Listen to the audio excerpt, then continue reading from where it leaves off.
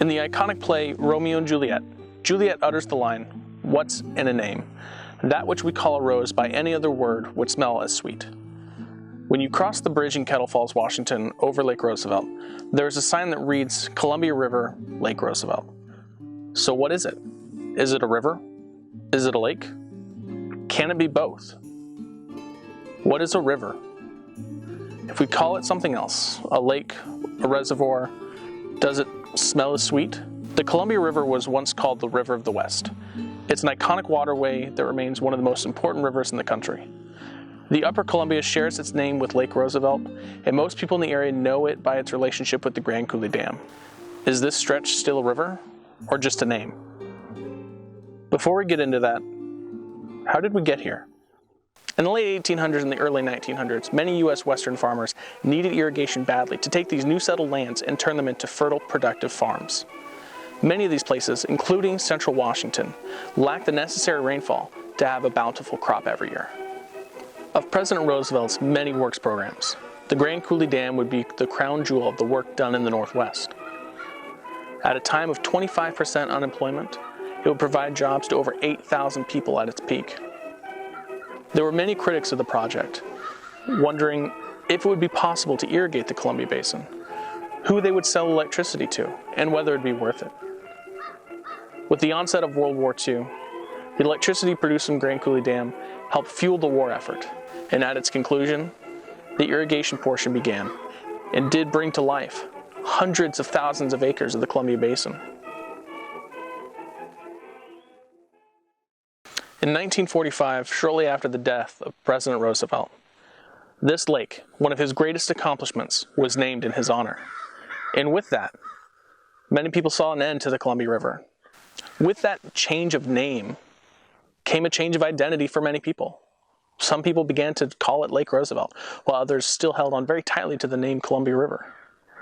And so with it, people have thought of a river as different things over time, whether it's that natural flowing state, or just a river provides transportation or irrigation, or it provides energy, and the progress that fueled much of the 20th century. A river has had these different historical, cultural, and natural markers for many people.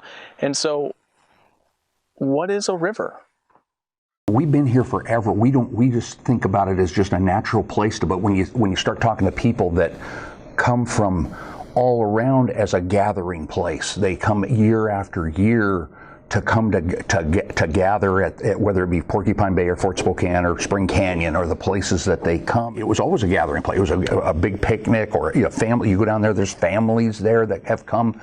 In fact, I had I was down to our Pioneer Plaza down here a couple of weeks ago, and I had some people that camp at Fort Spokane that have camped there for like 35 years in a row. They're from Gig Harbor, and they come over, and they started coming over right when they graduated from high school and got married.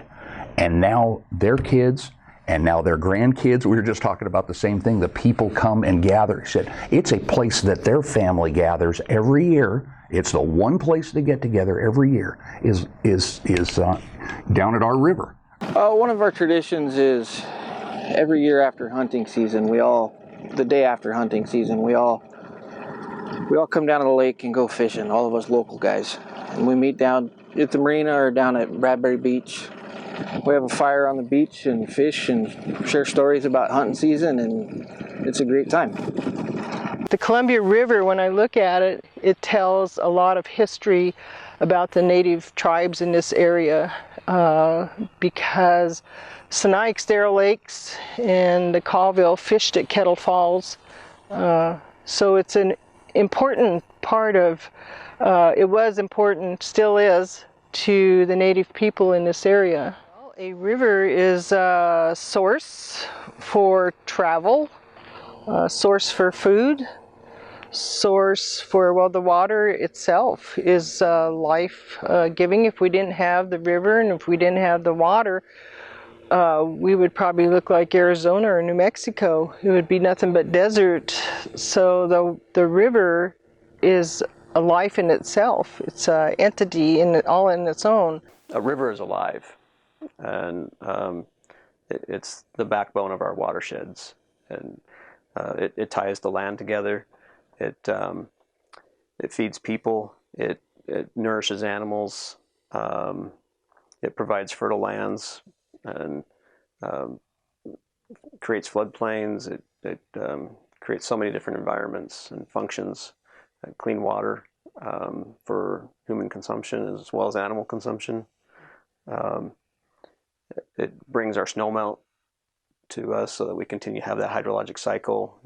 Allows the evaporative process to continue, and allows us to grow crops in the lower valley bottoms. And there's just so much that a river is. Some identify a river as a gathering place, a place of identity. For others, it's history and all their stories that are held in the river.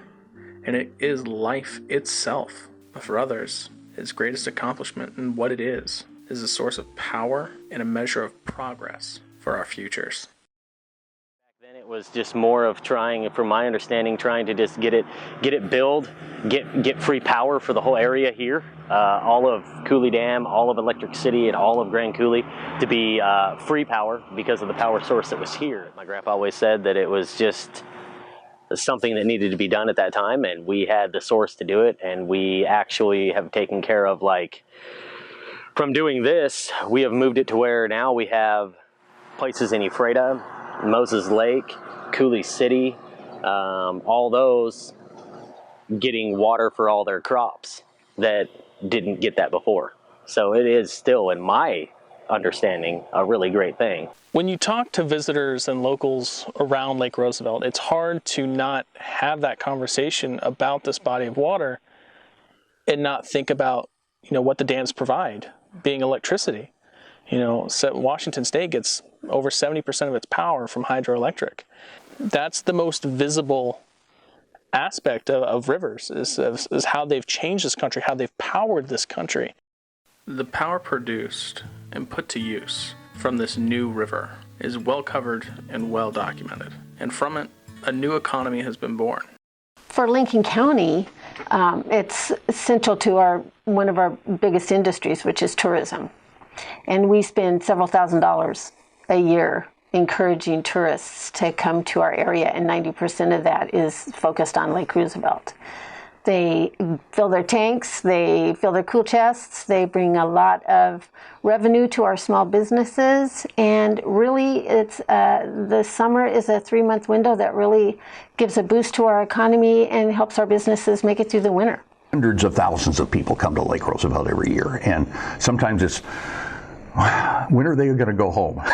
Because we get it pretty much to ourselves for 9 months a year, and we share it for the other 3. And so, but the economic impact of having that 3 months, that 100 days we kind of call between Memorial Day and Labor Day, of the people that come through Lincoln County, that stay here, that shop in the stores, that buy gas at the concessions and things like that. It is a big economic impact to Lincoln County. The idea of a river elicits numerous feelings and ideas. A river is a source. Our river is definitely a gathering place for people to come from all over the country. A river is alive, and it's the backbone of our watersheds. The Columbia River is the main artery of this state. A river is a source of life, a source of strength and power.